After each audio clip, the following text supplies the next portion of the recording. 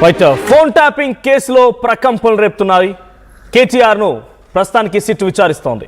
Phone tapping కేసులో కేటీఆర్ ప్రస్తుతానికి జూబ్లీహిల్స్ పిఎస్లో విచారణ ఎదుర్కొంటున్నారు. అయితే ఆయన పాత్ర ఏంటి? ఇక్కడ మీకు కొన్ని ఏఐ విజువల్స్ చూపిస్తున్నాము. So KTR Jubilee Hills police station ఎక్కడైతే ఆయన విచారణకు హాజరవుతున్నారో సో ఆయన విచారణకు హాజరైనటువంటి ఏఐ విజువల్స్ మీకు చూపిస్తున్నాం. కేసీఆర్ సహా ఇతర బీఆర్ఎస్ నాయకుల ప్రమేయం పైన ఇప్పుడు సిట్ అధికారులు ఆరా తీస్తున్నారు. సో ఇప్పటికే హరీష్ను విచారించారు సిట్ అధికారులు. ఇప్పుడు కేటీఆర్ వంతు, ఆ తర్వాత కవిత, సంతోష్ రావు, ఆ తర్వాత కేసీఆర్ కూడా నోటీసులు ఇస్తారనేటువంటి ప్రచారం జరుగుతోంది. కేసీఆర్ కూడా విచారించేందుకు సిట్ అన్ని రకాల ఏర్పాట్లు చేసినట్టు తెలుస్తోంది. సో గతంలో ఏదైతే సిట్ ఏర్పడిందో ఆ సిట్ కేవలం అధికారుల ప్రమేయాన్ని మాత్రమే విచారించాలనుకుంది. ఆ దిశగానే విచారించింది. ప్రభాకర్ రావును కూడా, అమెరికాలో ఉన్నటువంటి ప్రభాకర్ రావుని రెడ్ నోటీస్ జారీ చేసి తిరిగి ఇండియాకి రప్పించగలిగింది, తెలంగాణ రప్పించగలిగింది, విచారించింది. ఇవన్నీ విచారణలు పూర్తయ్యాయి. ఇప్పుడు రాజకీయ ప్రమేయం పైన 9 మంది ఉన్నతాధికారులతో సజ్జనార్ నేతృత్వంలో సిట్ ఏర్పడింది. రాజకీయ నాయకుల ప్రమేయం పైనే ప్రస్తుతానికి విచారిస్తున్నారు. అయితే వీళ్ళందరినీ కూడా ప్రస్తుతానికి విట్నెస్ గానే విచారిస్తున్నారా లేదా నిందితులుగా ఉన్నారనంటే ఒక బిన్నెర్ క్వశ్చన్ అని చెప్పాలి. సో హరీష్ రావును విచారించారట. హరీష్ రావును విచారణ క్రమంలో ఏకంగా ఒక ఆసక్తికర పరిణామం ఏంటంటే 2018లో నీ ఫోన్ కూడా ట్యాప్ అయిందని రకంగా ఒక ఆధారాన్ని హరీష్ రావు ముందు ఉంచారట సిట్ అధికారులు. ఈ రకరకాల చర్చలు జరుగుతున్నాయి. సో బిఫోర్ దాట్ ఒకసారి మా ప్రతినిధి మధు ఉన్నారు లైవ్లో. ఎస్ మధు, ఏంటి సిట్ అధికారులు కేటీఆర్ ని విచారిస్తున్నారు. సో బయట ఎటువంటి సిచ్యువేషన్ ఉంది? టీఆర్ఎస్ పార్టీ శ్రేణుల్లో బీఆర్ఎస్ పార్టీ శ్రేణి ఎటువంటి ఉత్కంఠ రేపుతోంది, ఆందోళన రేకెత్తిస్తోంది తెలంగాణ భవన్ దగ్గర కానీ లేకుంటే సిట్ కార్యాలయం దగ్గర? Manoj right Madhu, so SIT కార్యాలయం దగ్గర అండ్ తెలంగాణ భవన్ దగ్గర ఎటువంటి సిచ్యువేషన్ ఉంది? బీఆర్ఎస్ పార్టీ శ్రేణులు ఏం చెప్తున్నారు? అటు కేటీఆర్ విచారణ ఎదుర్కొంటుండగా బయట ఎటువంటి పరిస్థితి ఉంది? ఎగ్జాక్ట్లీ భారీ ఎత్తున బీఆర్ఎస్ పార్టీ శ్రేణులు ఉన్నాయి. బీఆర్ఎస్ భవన్ వద్ద ఉదయం నుంచి కాస్త హైడ్రామా పోలీసులు అడ్డుకునే ప్రయత్నం చేశారు. ఎవరిని కేటీఆర్ వాహనం వెంట వెళ్ళనీయకుండా అడ్డుకునే ప్రయత్నం చేశారు. ప్రస్తుతం కేటీఆర్ విచారణను ఎదుర్కొంటున్నారు. ప్రస్తుతం ఆయన మాజీ డీసీపీ రాధాకిషన్ రావుకు సంబంధించినటువంటి ఆయనతో కూర్చోబెట్టి క్వశ్చన్స్ అడుగుతున్నట్టుగా, క్రాస్ చెక్ చేస్తున్నట్టుగా, క్రాస్ ఎగ్జామినేషన్ చేస్తున్నట్టుగా ఆయనను ముందు కూర్చోబెట్టి క్వశ్చన్ చేస్తున్నట్టుగా ప్రస్తుతం సమాచారం అందుతూ ఉంది.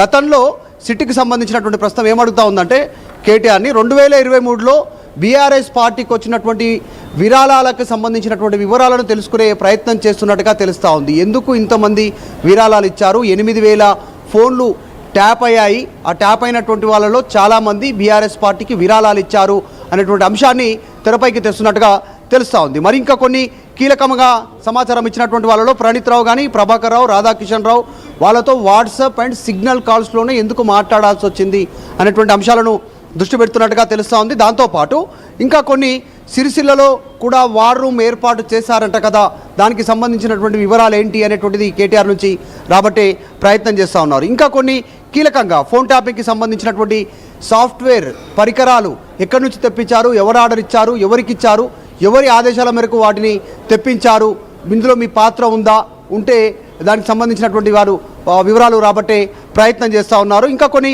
కీలకమైనటువంటి అంశాలు,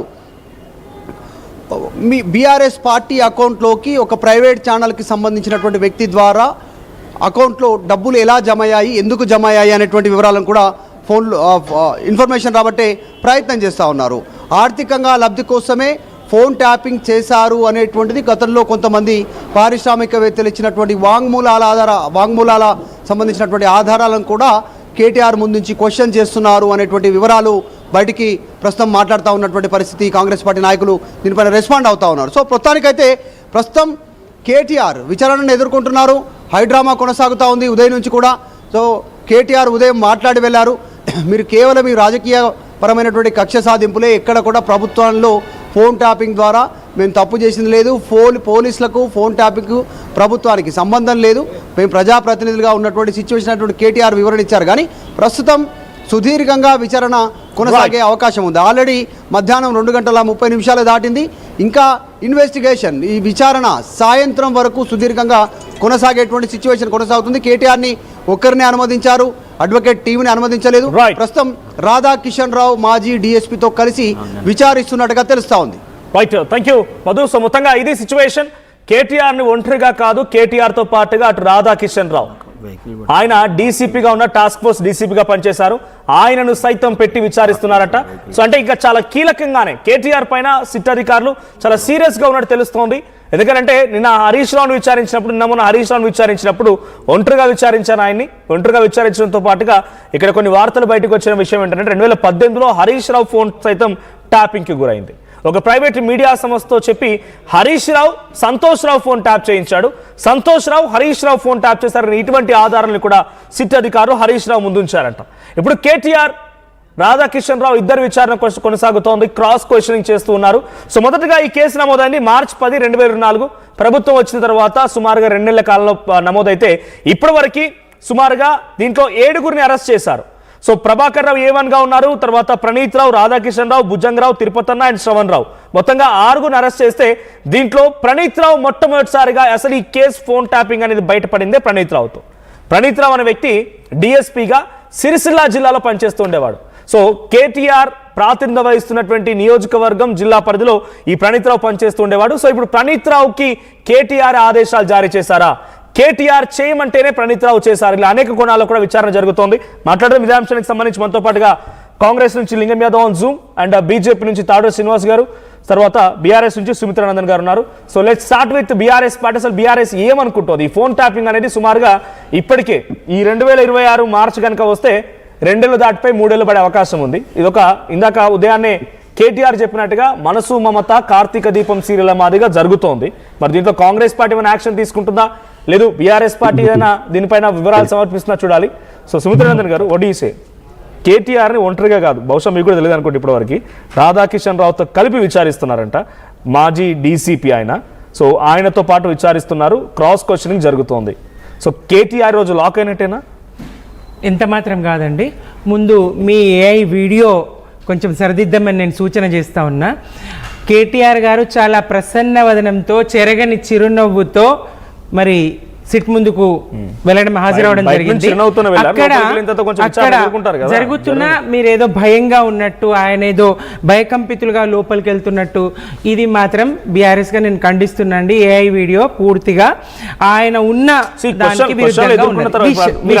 నేనేమంటున్నానంటే ఏఐ వీడియో మా వీడియో గురించి అంటున్నారు కాబట్టి ఇదొక AI video nothing but it's కల్పితమైన వీడియో, రైట్? మేమే చెప్తున్నాం అది. బట్ క్వశ్చన్ అడుగుతున్నారు మీరే, మాట్లాడుతున్నప్పుడు ఆన్సర్ చెప్తారు కదా, అట్లే చెప్తున్నారు. దాన్ని మీకు ఎంత తప్పు తీసుకోవాలి? దానికి లేదండి, చూపించే తీరులో తేడా ఉంటుంది ఒకటి. రెండోది, ఇక లోపలికి ఇద్దరు వెళ్ళారు ఒక్కరు వెళ్ళారు అనేటువంటి విషయం నిజంగా మాకైతే తెలియదు. బయట ఉన్నటువంటి భవన్లో ఉన్నటువంటి మాకైతే తెలియదు. మీడియాకు ఎవరు లీకులు ఇస్తున్నారు, ఇస్తే సగం సగమే ఎందుకు లీకులు ఇస్తున్నారు? పూర్తి హరీష్ రావు గారు చెప్పిండ్రు తాను వెళ్ళినప్పుడు, నేను పూర్తి పాఠాన్ని ఏదైతే విచారణ సందర్భంగా జరిగిందో పూర్తిగా మీరే బయట పెట్టండి, అరాకొర సగం సగం ఇస్తే బాగుండదు, పూర్తిగా ఇవ్వండి అని చెప్పడం జరిగింది. అయినా అటు ప్రెస్ మీట్ పెట్టరు, ఇటు పూర్తిగా బయట పెట్టరు.